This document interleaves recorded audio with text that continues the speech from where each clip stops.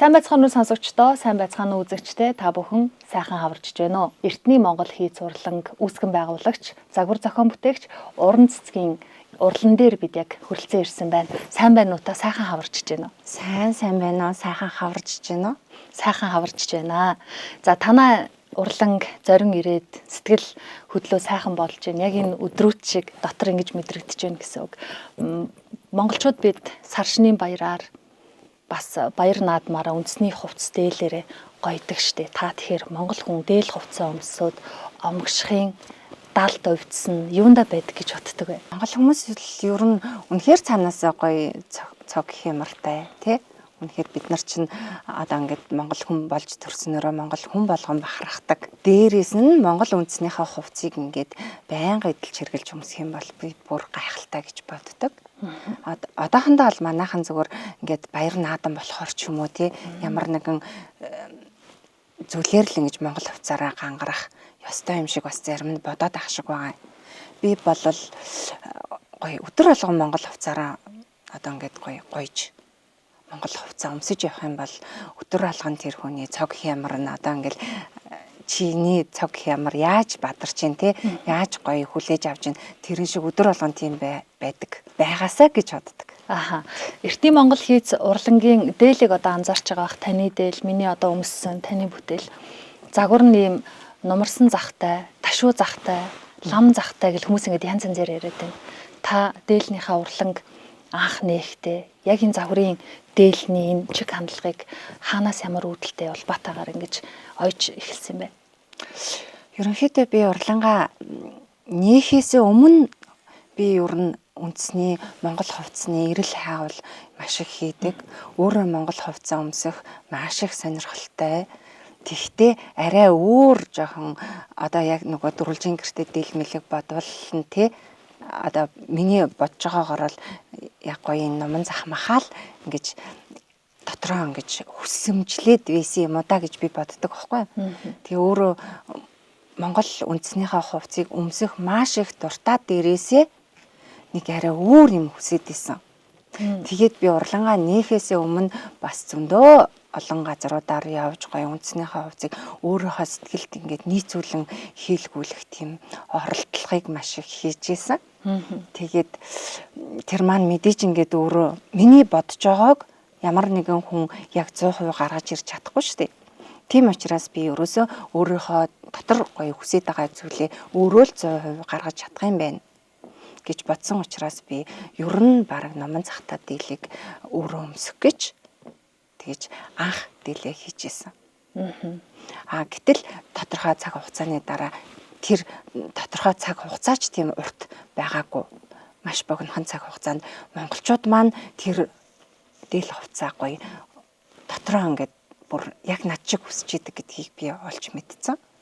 Тийм учраас би тууштай ингээд гоё монгол үндэснийхээ хувцсанд мэдээж бүх юм ингээд өөрчлөлт тий хувирч өөрчлөгдөөд гоё хөгжиж дээшилж дэвшиж явж идэг тий тэрэн шиг би үндэснийхээ хувцсны хөгжил бас тодорхой хэмжээгээр хувь нэмрээ оруулж чадах юм байна гэдэг юм уу тий нэг бол би одоо тийм зориг тавиад явах хэрэгтэй юм байна гэдэг юм уу тийм бас нэг бодлоод байсан учраас би ерөнхийдөө эндээ гоё зоригтой шийдэж ороод өдийг хүртэл бас гоё үндэснийхээ хувцсыг өөрийнхөө хэмжээнд бас хийгээд урлаад явж байгаа.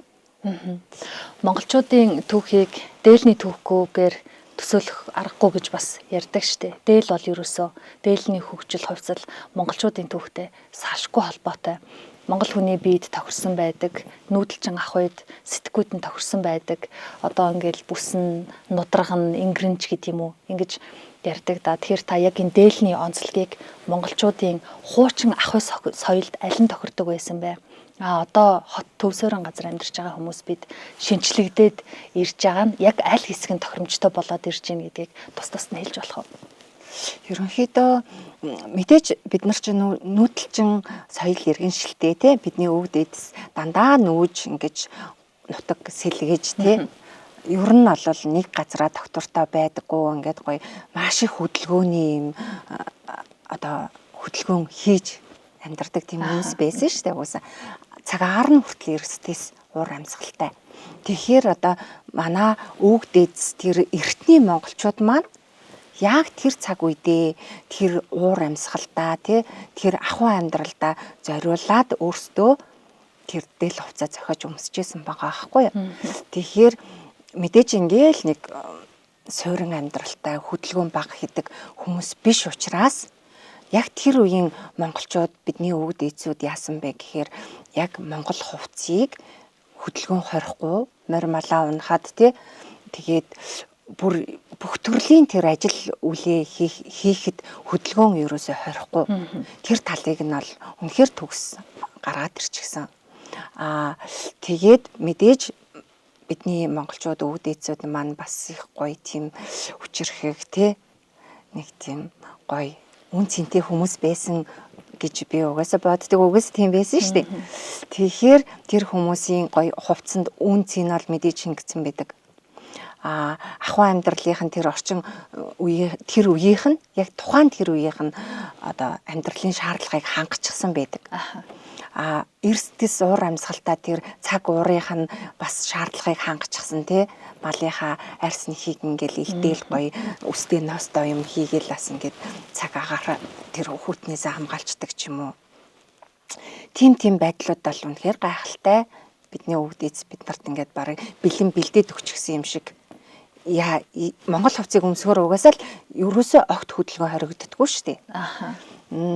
Тэгээд тэр талыг бол би үнэхээр төгс бидний өвөг дээдс ингээд гоё хувцсан дээрээ шингээгээд үлдээчихсэн бид нарт. Бид нарын одоо орчин нөхцөлд тэрийг яаж зохируулж өмсөх вэ гэдэг тал дээр мэдээж би ажилласан. Надаас гадна зөндөө олон гоё урлагийн зохион бүтээгч нар ажиллаж байгаа. Тэгээд тэрийг би бодохдоо орчин цагт яагаад монголчууд жоохон монгол хувцас өмсөх дуртай биш ч юм уу бүр яг намайг урлан нээж хахад тийм дуртай биш байсан. Орж ирсэн хүн болгон авдарч зөндөө олон дийл байж л байдаг. Яг уу ёс болгоод монгол хүн болохоор ингээд өмсөх юм да. Шин дийл хийлгэх юм. Тэгсэн хэрнээ цагаан сарын хэдхэн өдрөл өмсдөг дөө гэсэн яриатай байдаг гэсэн баг. Тэгээ би бүр үнэхээр анх дөнгөж хийсэн цагаас эхлүүлээд би энийг одоо арай өөрчлөн гэсэн бодолтой бодож тэрэн дээр ажилласан. Өдөр тутам өмсөхөд таатай байхаа. Тэгэхээр яагаад монгол эмэгтэйчүүд, монгол эрчүүд монгол одоо хойч үеийн залуус маань энэ үндснийхээ хувцснаас жоохон зайлсхийгээд байна гэдэг дээр би өөрөө бас нэлээд анхаарсан байхгүй юу. Анхаарч ингээд судлаад, ажиглаад ингээд харж яхад яг тэр бидний одоо жоохон суурин иргэншил голдоо бид нар чинь байгаад байгаа шүү дээ. Тэгэхээр бид нар арай өөр юм хүсэж байгаа юм байна Яг тэр цаг үеийн Монгол хувцс маань бас нэг жоохон хувиргаж ингэж гоё яг орчин үеийн залуучуудад ингэж хүсэж байгаа зүйлийг нь гаргаж ирэх бас хэрэгтэй юм байна гэж бодсны үндсэн дээрээс одоо хүмүүс мэдээж их олон метр урт бүслэх ч юм уу тийм гих мэтчлэн юмнаас жоохон төвөгшөөд юм байна. Мэдээж эмхтэй хүн болохоор зэрэг гоё биеийн хэлбэр галбраа мэдээж ингээд харагдуулсан хувцс өмсөх бас дуртай байгаад идэг. Гэтэл Монголд илээ өмсөхөр хэлбэр галбар нь жоохон алдагдаад идэг ч юм уу тийм гих мэтчлэн зүйлээс Монгол хувцснаасаа жоохон ингээд заа бариад исэн байгаа байхгүй юу. Тэгэнгუთ би юу гэж бодсон бэ гэхээр яавал эмэгтэй хүний гоё харагдуулах вэ? Яавал эрчүүдийг гоё хаанхар тий батрлаг гоё сүртээж ахвата харагдуулах вэ гэдэг талаас нь би бодож загвараа гаргаж хийжсэн. Тэгээ тэр маань ч гэсэн бас монголчуудад миний үйлчлүүлэгч нар ингээд ирж гоё эртний Монгол эцсийнхаа дээлийг одоо ингээд тий тоож өмсөж эдэлж хэрглэж байгаа хүмүүсийн дундаас харж байхад үнэхээр гоё амьдралд нийцтэй байна. Би галбирыг гоё харагдуулж байна. Тэгээд царай зүсэгч гэсэн ингээд нэг 5-10 насаар ингээд гоё залуу харагдуулж ийн ч гэдэг юм уу тий. Тэгэхээр хүн тийм юмд дурладаг байгаа байхгүй.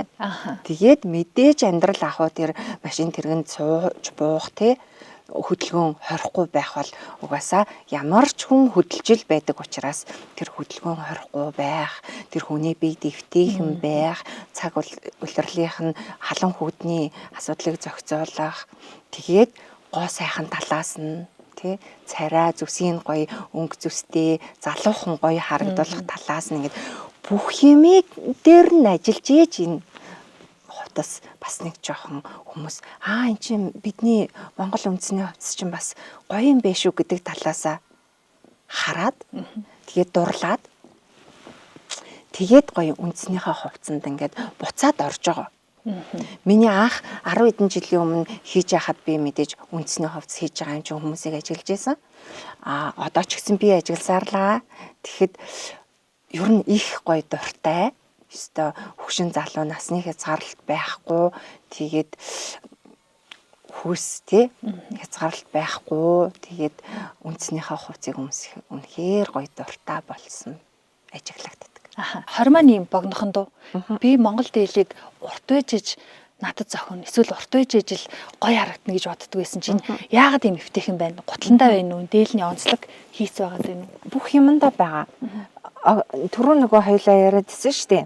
Яаж гоё хүний биеийг гоё галбартай тий эмэгтэй хүнийг эмэгтэйлэг сайхан харагдуулах вэ гэдэг талаас нь бодож хийдгээ. Тий халаас тэгээд тийм ганц тий. Тэгээд одоо чи ингээ эргэлттэй. Тийм гот ингээд бүсний шаардлага байхгүй. Бэлхүүс хэсгэрэг маш гоё нарийнхан харагдана ч юм уу тий. Ингээд яг одоо орчин цагт одоо цагт одоо чи бол ингээд гоё эмэгтэй тий. Ямар харагдмаар байна. Үндснийхаа дээлийг өмсчөөд одоо ингээл жимбгэрэл харагдмаар байна. Дээлэг эмэгтэйчүүд хэрэндээ намайг нэг жоохон туранхаа гаргаад өгөх арга байна уу гэдэг шиг л хамгийн түрүүнд эмэгтэйчүүд нэг иймэрхүү юм ярьж орж ирж байна. Гэтэл гоё жимбгэр гойлог тэгээд бэлхүүсээрээ нарийнхан харагдаж байгаа зү. Өөрт чинь тийм мэдрэмж төрж байна. Чинь түрүүн та хэлсэн штэ хөдөлгөөн цаад болохгүй бууд суухад амар гэд би одоо юу юм болдоо гэдээсэн. Хормоо ерөөсөө ийм хахлаа. Ингээл машинд суухад амархан, бууд суухад амархан байна. Тий. Тэгээ заавал нэг газар шүргсэн, тий шороо шүргсэн байх биш. Ер нь урт богон бол ямарч байж болно.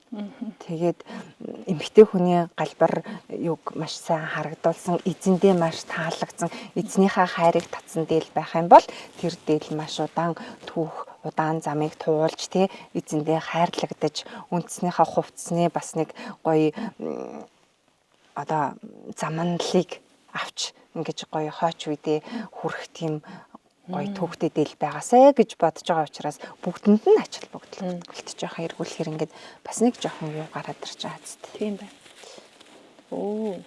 Ийм гоё. Энэ материалын сонголт маш чухал тий.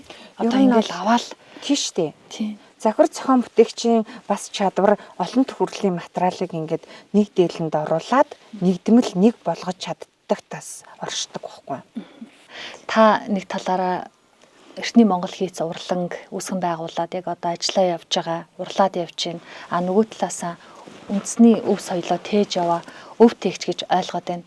Одоо энэ хувцсыг харж байхад эрт дээр үеэс уламжилж ирсэн яг манай Монголын үндэсний хувцснаас энийг л өөрчилж болохгүй шүү. Энд л манай өв соёл шингэсэн нь хадгалагдаж яваа шүү гэсэн деталь хэсэг яг одоо энэ үндэсний дээлэнд аль хэсэг вэ? Одоо таны нэрийн таних тэмдэгч гэх юм уу? Ерөнхийдөө захны хэсэг бол маш чухал. Мэдээж одоо тэр монголчууд эрт дээр үеэсээ янз бүрийн одоо хоол хүнсээ олж идэхтэй ч юм уу тий өөрийнхөө одоо биеэ бусдын халдлагаас одоо янз бүрийн ан амьтан юу гэдیں те тэр зүйлсээс хамгаалахтаа ч юм уу зөвхөн ном сумыг ашигладаг байсан. Тэгээд ном сумаар яадаг байсан байх нь ахын амьдралаа залгуулдаг, хоол хүнсээ олж иддэг, өшөө дээрээс нь өөрийгөө ингээд хамгаалдаг тийм зүйл байсан байх нь. Гэтэл одоо өнөөдөр бид нар бол тэр шаардлага байхгүй шүү дээ. Тийм учраас би бас нэг зүйлээс уншиж ирсэн. Ном сумыг одоо энэ номон зах гэж бид нар яриад байгаа шүү дээ. Дээлний номон зах. Энэ бол бэлэгдлэр ном сумыг бэлэгдэж ингэж дээлэн дээр орж ирсэн. Тэгээд ном сумыг одоо мэдээж бид нар орчин цагт учиргүй хэрэглээл те байхгүй ч гэсэн яах нь энэ дээрээ гоё бэлэгдэл болгоод оруулаад ирсэн.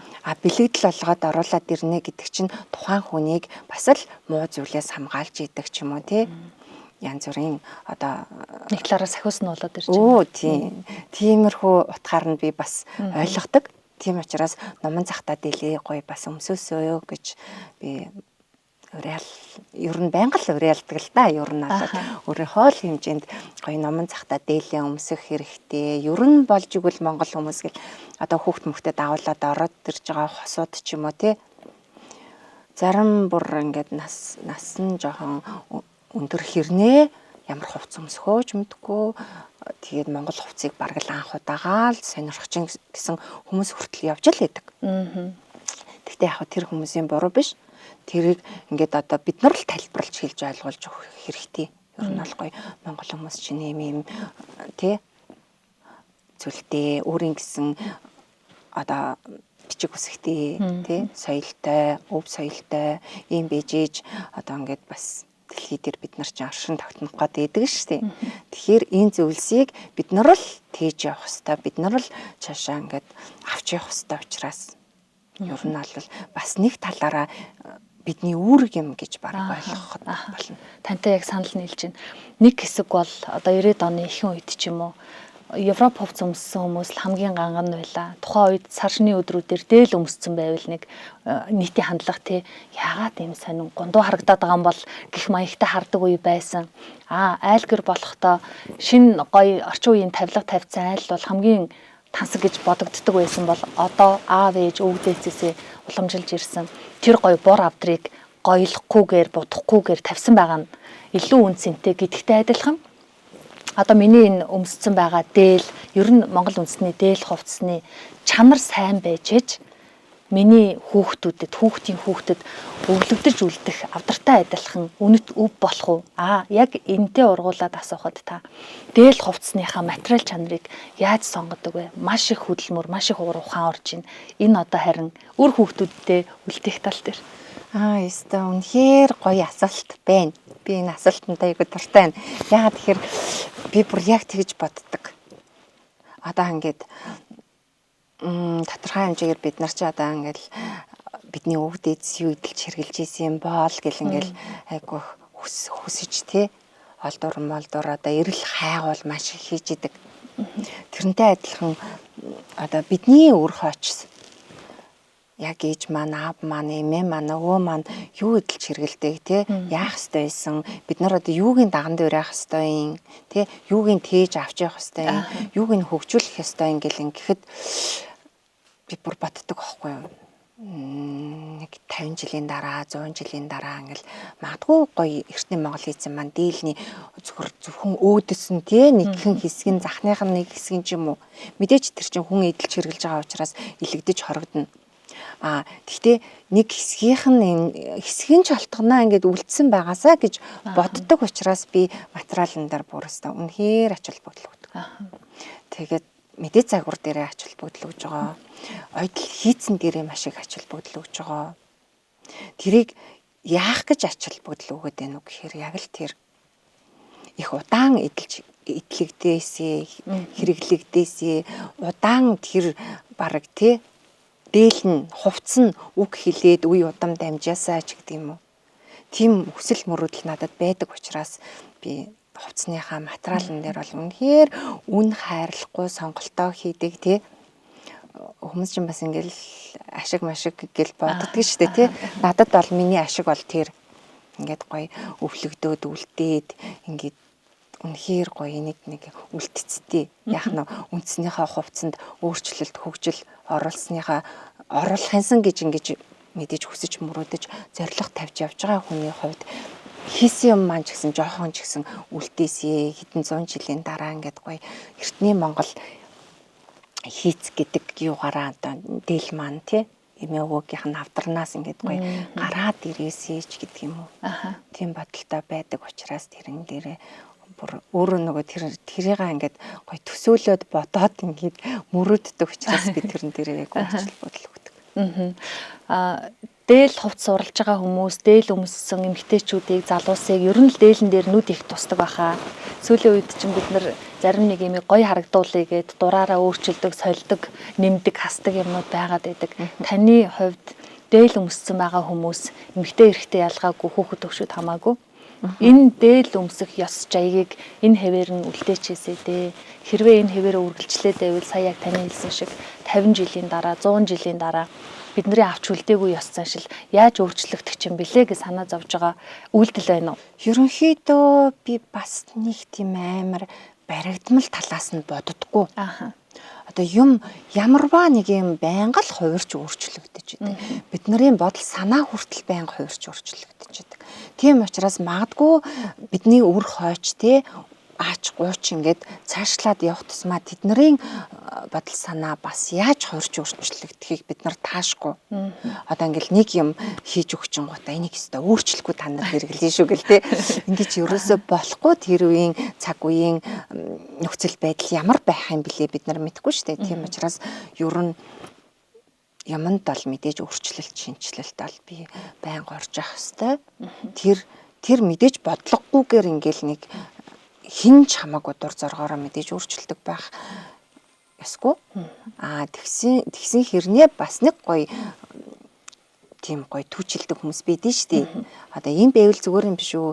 Энэ дээлэн дээр энийг нэмчүүл одоо үнэхээр бас бидний амьдралд хэрэгтэй юм биш үү ч гэдэг юм тий. Үнэхээр тэгж өөрчилж чадж байгаа тийм зохион бүтээгч гарч ирж байгаа тохиолдолд тэр зохион бүтээгч үнэхээр амьдралд нийцтэй тий.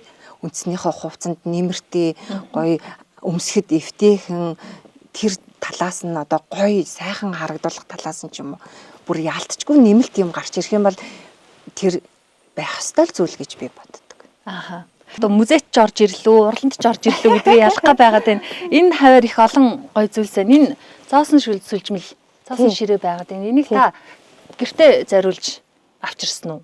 Энэ ээжийн, аавын өвд эцсийн дүү. Энэ манай нөгөө үйлчлүүлэгч жүжигчин анх нэмээ маань заасан ширээ ингээд шүлждэг. Оо. Юм. Бид хоёр ч одоо бас маш дотн найзууд. Бүр яг нэг хүн шиг олчихсон. Тийм учраас одоо тэдний гэрээ юм надад ирсэн. Магадгүй миний юм тэнд очсон явж байхыг үгүйсэхгүй. Тэгээд анх нэмээ маань гоё тэр манай анх нэм чинь бас уран штий. Бас зүү орон энэнгээрээ гоё урлал хийн нөгөө дайлан бас хатахгүй ойрхон дайлан гоё. За та ховд нутгийн эмэгтэй. Нутгийн бэлэгдлүүд энд байж байна. Энэ Алтай ятга бол яалтчгүй бүр миний аав ээж хоёрын уулны жаргалан тарихнаас олдсон шүү дээ Алтай ятга маань. Тэгээд энэ Алтай ятгахыг би тэгж гоё миний үн цэнтэй бас хойморт байх ёстой зүйлийн нэг гэж би нэг энэ чинь авчир залсан байгаа. Одоо утгагүй гэхдээ энийгээ гоё тоглож дуурайгаад сурна. Ааха. Таны уралданд ороод ирсэн дээл хувцас байна гэдг нь ойлгомжтой. Материал даав, оёдлын машин байна гэдг нь ойлгомжтой. Одоо ингээд бидний сууж байгаа газрын эргэн тойронд айргны хөхүүр байж байна. Ил зуух, хажуугаар нь түлээ, арц ганг гэд Монгол ах уу тэр чигээрээ цогцоороо байна. Үүднээс орж ирээл хос авдар байж ах жишээтэй. Их олон юм байсан. Та зүгээр л эртний Монгол урлан гэж нээгээд дээл хувцаа оёд байж иж болоогүй мүү? Яагаад тэр Монгол өв соёлыг заавал энэ цогцоор нь биелүүлэх гээд ингээд бүтээсэн бэ? Ер нь аль мэдээж энэ үйлийг тий үлдэж яваа. Би өөрөө тэрийг илүү ихээр хүссэн байж таараа. Тэгээд хүсэж байгаа нь юу вэ гэхээр угаасаа би өөрөө тийм гоё орчинд байж юмаа хийх үнэхээр дуртай. Би тэрийг бүр анханасаа мэдэрчээсэн. Би анханасаа мэдрэхдээ урилангаа нэгтээ ягаал оёдлын газар гэхээр нэг л тий. Одоо чиний хэлдгээр зөвхөн оёдлын машин, зөвхөн хааж давуу байх ёстой юм тий. Би яагаад гоё орчинд гоё ингээд юм ингэж харж мэдэрч яагаад би одоо загвараа зохион бүтээж болохгүй гэж хийсэн нь ерөнхийдөө би өөрөө тийм орчин хүсэж байсан байгаа. Тэгээд урлан маань эхлээд ингээд цааш нь явсны дараа орж ирж байгаа хүн болгон тэр орчин гүстэ үнэхээр биширч одоо эхлээд би мэдээж гоё шууд юм гоё урлантай байгаагүй. Тэгсэн ч гэсэн өөрийнхөө хэмжээнд би ерөөсө гоё газар байж ижил гоё юм хийх ёстой хүү юм бэ. Надад гоё мэдрэмж тэгжэж орж ирэх юм байна гэд өөрийнхөө жоохон мэдэрчээсэн учраас би өөрийнхөө хэмжээнд хөрхөн орчин бүрдүүлж гисэн байсан. Тэрэнд орж ирж байгаа хүн болгон бүр уулга алддаг. Тэгээд тэр тэнд орчинд орж ирсэн хүн бүр надаас одоо ингээд дийлмэлнийхаа тухай тий ажиллаад дуусгачаад урнаа би дахиад энд нэг жоохон 20 минут суучиж болох уу гэж надаас асуугаад идэг. Тэгээд тэгэнгүүт би бодсон бохгүй юу. Би дээл хувцаараа дамжуулаад өшөө дахиад Монголын өв соёл ямар их тийм гоё өргөн дэлгэр вэ. Бид нар бас энэ гоё ахуйгаа ингээд орчин цагт ч гэсэн бүрдүүлээд амьдрах юм бол бидний тэр сүнс болвол тий их эрт дээр үеэс энэ Монгол гоё өв соёл, Монгол гоё үнэт зүйлээ ингэж харж бүтээж бахархаж тэрнээсээ ингэж гоё хүчийг авч амьдарч исэн байна гэдгийг хүн мэдхгүй явдсан бэ. Тэгээд бүр нүдэнд нь жижигхэн тийм юмны булангаас харуулхад л бүр ингээд оволцоол гараад ирдэг. Би чинь буруу амьдраад исэн бэ. Би ингэж амьдарч болох юм бэ. Би гэрээ ингээд цуслан дээрээ барих хэвээр юм бэ ч гэдэг юм уу тий. Тэгээд миний тэр би чи Монгол хүн юм биш гэдгийг шууд тэндээсээ баг урланд орж ирээд ингээд мэдрээд байгаа юм шиг. Тэгэнгუთ нь би өшөө илүү гоё дэлгэрүүлэх ёстой юм бэ. Өшөө илүү гоё тэр ойлголтыг өгөх ёстой юм бэ. Мэдээж Монгол хувцс сонирхож орж ирж байгаа хүн мэдээж Монгол гоё сүнсэнд сэрчгсэн тийм Монгол дийлээ би байнга өмснө гэд явж байгаа хүн чинь өөр бусад юмн дээр ч гэсэн идэлж хэрглэж байгаа юмн дээрээ ч гэсэн заавал одоо ингээл гаднаас гадаадын тавилга мавилга оруулж ирээд ах шаардлага байхгүй юм бэ. Авдар саваад ингээл ширээ бүх амьдралынхаа зүйлсийг өөрсдөө зохиогоод өөрсдийнхөө оюун ухаанаас гаргаад бүтээгээд бид нар идэлж хэрэглүүл илүү их биднэрт гоё таашаал өгч илүү их гоё бид нарын сүнс сэрээд ч юм уу тий ингээд баясаад ч юм уу ингээд их гоё байх юм бэ гэдгийг ингээд мэдрээд байгаа юм шиг санагдаад. Монголчууд бид чинь ерөөлөөр амны бэлгээр өөрсдийгөө ажил үйлсээ цайруулдаг ард түмэн штэ. Тэр тусмаа сар шины энэ өдрүүдээр айл гэр болгон дандаа сайхан үг хэлцэж ярилцж яадаг. Таны нэр уран цэцэг. Аав ээж танд нэр хайрлахтаа ирээдүйд ойдлчин болноо. Энэ хүн үйл урлах юм гэдгийг мдээгүй л хэлсэн бах. Та энэ хүний хувь тавилангийн талаар, нэрний утга учирын талаар юу гэж боддог вэ? Ер нь монголчууд ч их тийм зүүн совинтай болсон. Бараг амнаасаа нэг үг гарсан ч бодолтой гарахгүй бол тий оюун бодлоор нь дамжаад гарч байгаа амнаас нь гарч байгаа үг болгон бараг үйлдэл болж идэг гэж магадгүй тий тийм хүчрхэг хүмүүс гэж боддог байхгүй. Тийм учраас яг миний нэр бол бас их гоё бэлэгдэлтэй. Гэхдээ яг дөнгөж төрөөд надад нөгөө их барьж авсан хүн маань бүр өөр нэр өгсөн байдаг байхгүй юу? Тэгээд тэгсэн чинь манай ах мах эгч нар би чинь нөгөө айлын баг. Тэгэл мэдээж дүүдээгүй ач холбогдол өгсөн байлгүй дээ тэд нар. Тэгэл ёстой ийм нэр өгөхгүй гэдгсэн гэсэн. Ийм нэр өгөхгүй дүүдээ ёстой уран цэцэг гэдэг нэр өгнө гэд ингээд миний бүр нэрийг өөрчилсөн байгаа байхгүй юу?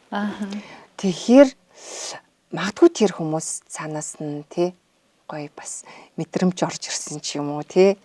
Тэгээд нэрийн маань гоё ингэж яг хийж байгаа ажил үйлстэй маань дараа нь ингэж гоё ийм ажил хийгээд энтэй ингэж холбогдно гэж хэн мэдхүү дээ.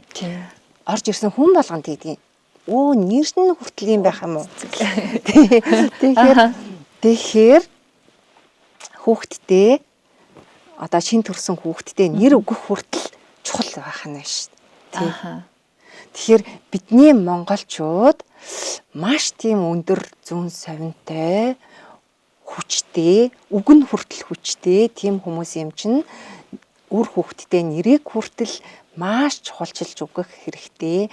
Тэгээд амнаасаа гарч байгаа тэр үг болгон дандаа гоё өрөөл болохоор тий үнэхээр тэр хүмүүст одоо хинт ч байлаа гэсэн тий нэг нэгэндээ сайхан өрөөж дандаа сайн үгийг хэлж ивэл бидний тэр гоё хүчрхэг тэр талт хүч ингээд тэр үгээр бас ингээд дамжаад бэлдэг юм шиг надад санагддаг байхгүй. Тийм учраас би одоо бүр нэрэндээ бас хайртай нэрийн маань ингэж гоё өөрчилж өгсөн тэр ах эгч нартаа ч гэсэн байнга баярлаж явдаг. Түрүүн хоёлаа ярьсаа дундуура энэ эргэн тойронд Монгол ах үе эд зүйл их байгаа тухай ярьжсэн. Одоо энэ тойл гэхэд өрмөц байна. Эмэгтэй хүн болгон өөрийн ийм тойл байдаг. Энэний түүх гарвалта хаанаас яаж зорж авчирсан бэ? Энэ тэндээс бол авчираагүй. Ер нь бол зохиож хийсэн. Тий. Энэ гэртээ зориулаад энэ гэрээг чинь би бас гоё зөндөө олон жил бодчих төлөвлөж ийж тэгээд нэг бүр өнөнд нь ач холбогдол өгж ийж энэ гэрээг би болгосон. Тэгээд энэ гэрээ маань сэлсэн бас их гоё мундаг залуу байдаг. Тий. Тэр залуугаараа ингэж би нэг юм өөрийн гэсэн толтой болмоор байна гэж аваад энэ бас л яг нэг гоё тийм уран бүтээлч хүний бүтээл. Монгол хүнд дээл зохихгүй байх гэж байдаггүй хаа. Одоо сүүлийн үеийн манай залуус тэр тусмаа охид K-pop гэл нэг тийм солонгосорхоо болчиход байна штэ. Ер нь бол мэдээж монгол хүний бас нэг царай төрхний онцлог гэж бас байдаг. Яг цэвэр гоё монгол төрхтэй одоо яг чиний хувьд л хөрхөн монголчуу царай төрхтэй охин байгаа байхгүй.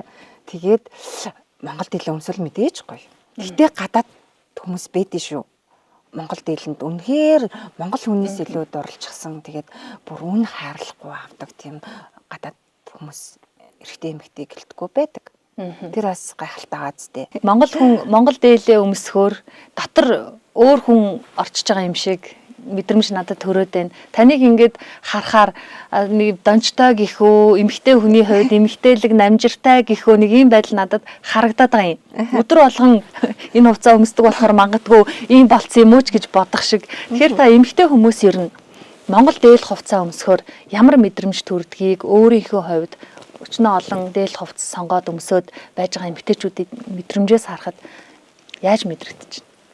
Ер нь бол эмэгтэй хүн гэдэг чинь цаанаасаа угаасаа уйхан туйхан тий гоё тэгээд мэдээж ингээд гоё хайр дандаа ялгарч яадаг ийм хөөрхөн эмзэгхэн тий тийм хүмүүс. Гэхдээ мэдээж бидний нөгөө өвдөд хаттууд маань тийм гоё эмэгтэйлэг хэрнээ маш их хүчийг ингээд гаргадаг. Тэр зөвхөн бие бэлтраараа биш бүр оюун санааны амар гоё хүчрхэг хүмүүс байсан байдаг. Тийм болохоор зэрэг эмэгтэй хүмүүс аль гоё эмэгтэйлэг байх хэрэгтэй. Дээрээс нь Монгол дээл хувцас өмсгөр бүр эрэгтэй би бол одоо яг ингэж ярмааргүй байдаг аахгүй. Эрэгтэй эмэгтэй гэл ялгаал ярихлаар зэрэг эрэгтэй нь ингээ хоцрох гээд байгаа юм шиг тий. Эрэгтэйгээ энэ хит ингээл тавуулахаар эмэгтэй нь хоцрох гээд байгаа юм шиг. Тэгэхээр ерөөсөө эрэгтэй эмэгтэй гэлтгүй Монгол дээл хувцас өмсөхлөөр маш хүчрэх болдог. Мэдээж эмэгтэй хүмүүс илүү гоё тэр төгс төгөлдөр гоё гоо үзэгслэн бүх юм нь бүр ингээд тодордог. Би тэрийг бүр байн ажигладаг байхгүй юу. Одоо ингээл урлагийн халаар ингээд Европ хувцастай тий хосууд ороод ирнэ. Нэг тийм гоц анзаарахдаггүй. Тэгэл эрэгтэй нь ингээл эрэгтэй дээлээ эмэгтэй нь гоё эмэгтэй гоё эмэгтэйлэг байдлыг илүү тодруулсан монгол хувцас өмсөн гот би хүртэл гайхаад ямар гоё юм бэ. Өстой гоё Европ хувцаснаас илүү гоё шинээр танилцж байна. Тий. Гэтэл бараг байнга тийм ажил хийдэг. Би ч гэсэн ингэж чочтол хувирч өөрчлөгддөг. Угаасаа миний нүдэн дээр. Тийм учраас би тэр хүмүүсийг байнга гоё үндэснийхаа дээл хувцсыг өмсөсөө гэд мөрөөдөд өмсчөөсөө гэд хүсээд тий тэгүүлэхийн тулд ингээд өдөр болгон ажиллаад ингээд тэрэндээ ингээд бүр одоо ингээд бараг тэр хүслээч бараг шивнээд ингээд хийгээд байгаа нь бүр үнэхээр надад мэдрэгддэг. Тийм учраас гоё үндэснийхаа дээл хувцсыг өмсөх юм бол үнэхээр гайхалтай. Юм оён гэдэг үйл урлал нь тэр тусмаа Монгол одоо гар хатах юм бол ийм чимэглэл оёл орно гэдэг. Яг ойж үзчихсэн хүмүүс цаана ямар их асар хөдөлмөр төвчээр байдаг вэ гэдгийг анзаардаг. Тэгээд та сэтгэлэн тогтсон хүн үйл уралдаг гэж нэг үг байдаг штэ. Энийг яаж тайлбарлах вэ?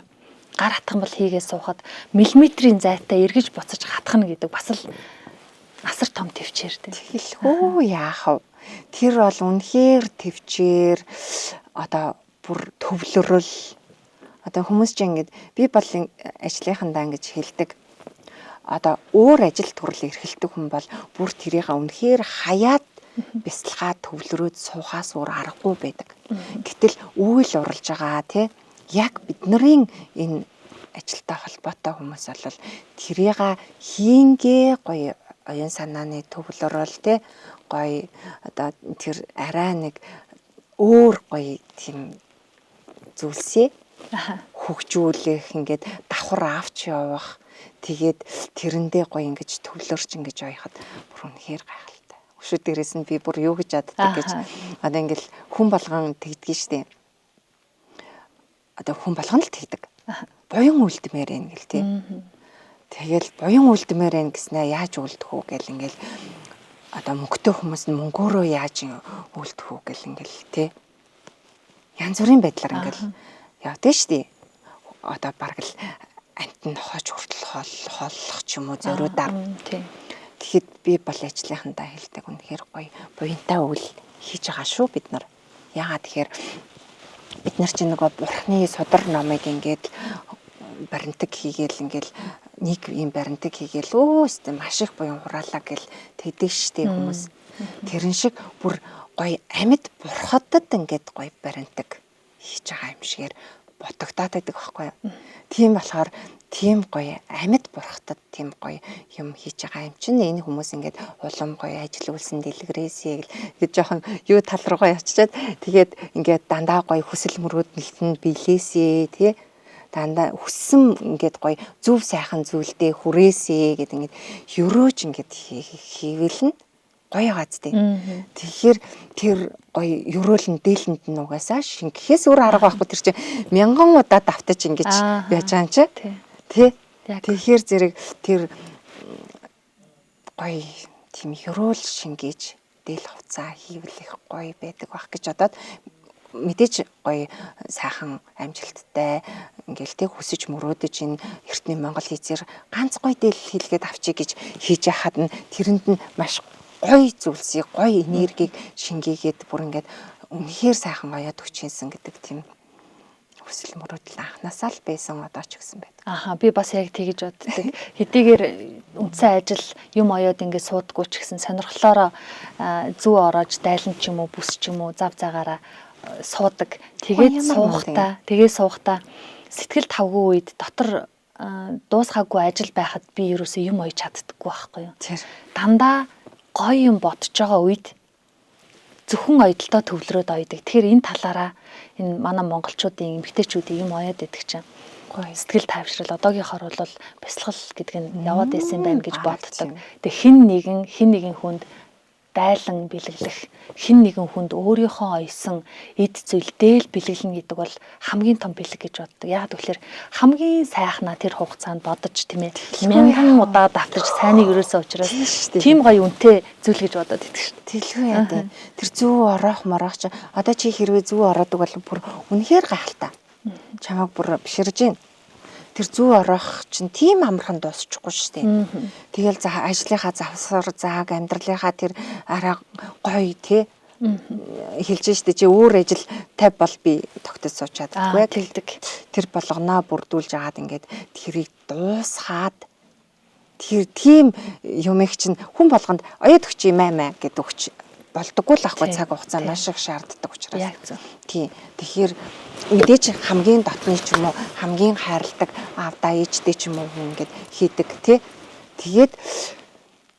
Тэгэхэд мэдээж тэрэндээ ингээд өө аав ээж маань гоё болдог бол мөнх наслаасаа гэл ингээл тий. Болж л өгвөл удаа миний хажууд байгаасаа эрүүл байгаасаа гоё ингээд сайн сайхан аз жаргалтай байгаасаа гэл хүсэж мөрөөдөж тэрийг хийж байгаа учраас тэр үгээс бүр үнэхээр гайхалтай. Хандаа бол тэгэл тэр чинь нөх хүүхдүүд өөрсдийн амьдрал танилцсан ирээдүгээ төсөөлөл хамаг сайхан бүхнээ бодоол ойдог. Танд талархлаа.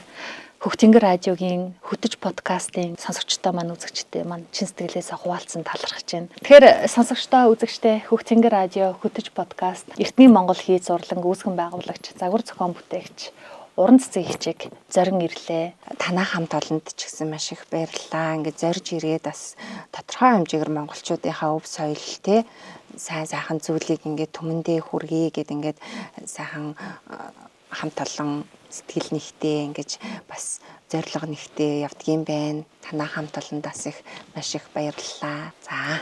Сонсогчдоо хөтөж подкастын ээлжид дугаарын түрээд өндөрлөж байна. Хөтлөгч Аймаа ойлаа. Дараагийн дугаараар эргээд уулзъя.